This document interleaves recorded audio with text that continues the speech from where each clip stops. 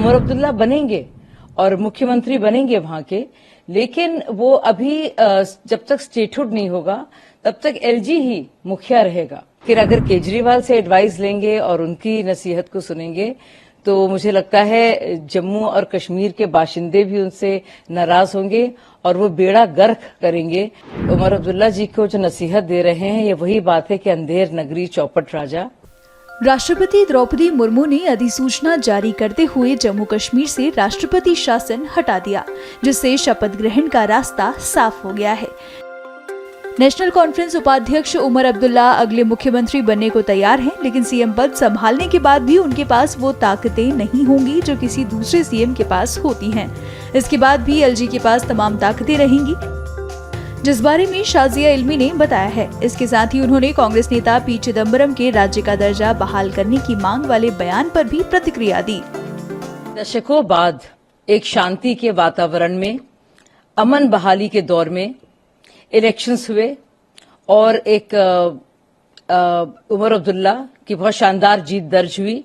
आप इसमें देखेंगे कि ऐसी स्थिति नहीं है जो कि उमर अब्दुल्ला खुद कह रहे हैं कि एक नई सरकार आई और पुरानी सरकार गई। अब ये क्योंकि स्टेटहुड नहीं है, ये एक यूनियन टेरिटरी है, इसे एलजी को ही पूरे डॉक्यूमेंट्स तैयार करने पड़ेंगे और उमर अब्दुल्ला बनेंगे और मुख्यमंत्री बनेंगे वहां के, लेकिन वो अभी जब तक स्टेटहुड नहीं होगा तब तक एलजी ही मुखिया रहेगा और उसके पास स्पेशल पावर्स जो हैं वो बने रहेंगे। ये एलजी के जो स्पेशल पावर्स रहे हैं उसके बारे में सबको पता था इलेक्शन जब वो लड़ भी रहे थे, तो ऐसी कोई नई बात नहीं है। और ये सब जानते हुए भी कि एक 370 हटने के बाद पहली बार अमन बहाली के दौर में किस तरह से इलेक्शंस हुए हैं और कितने अच्छी तरह से हुए हैं, शानदार तरीके से हुए हैं और बिना किसी खौफ के साए में हुए हैं।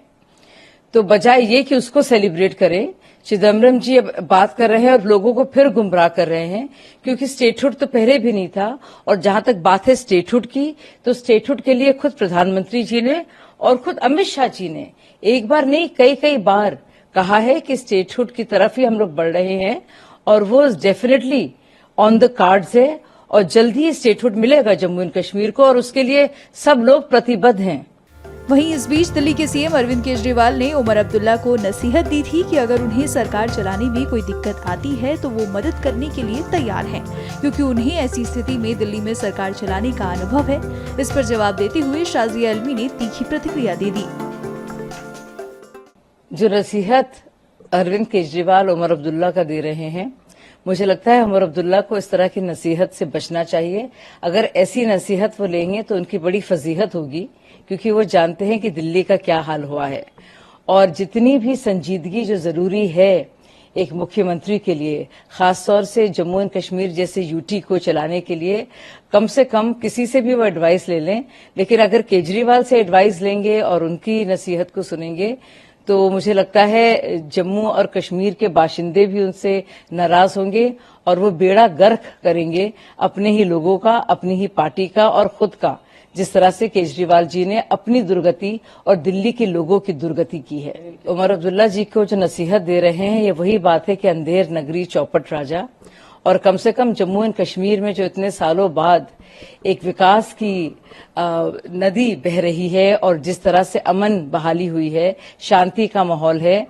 कम से कम केजरीवाल से नसीहत ना लें, क्योंकि फिर जम्मू कश्मीर की बहुत फजीहत होगी और खुद उमर अब्दुल्ला जी की भी, क्योंकि जो बेड़ा गर्क उन्होंने दिल्ली का किया है केजरीवाल जी ने और जिस तरह से अलग अलग करप्शन घोटालों में वो संलिप्त हैं, कम से कम इसके बावजूद इस तरह की सीनाजोरी ना करें और एडवाइस देने की बात ना रखें।